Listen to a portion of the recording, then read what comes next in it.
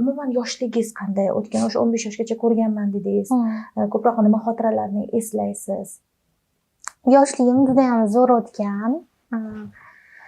15 yoshgacha sog'lom bo'lganman. Shu kechqurun hamma qatori uyga kirmaydigan, ko'chani yaxshi ko'radigan qiz bo'lganman. 15 yoshimgacha maktablarda a'lochi qiz bo'lganman. Pianino chalishga borganman, karatega borganman, futbolga borganman, raqsga borganman.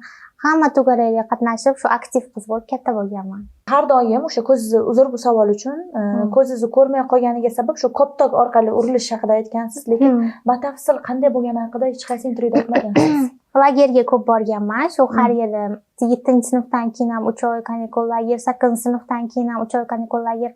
Oxirgi yillar shu 4 marta ham lagerga borganman. Boshimdan quvnoq startlar bo'lganda koptok tekkan qattiq. To'rparda ko'chishi boshlangan. O'shandan keyin doktorlar operatsiya qilish kerak, operatsiya qilib, uni bosib joyiga qo'yamiz deyishgan.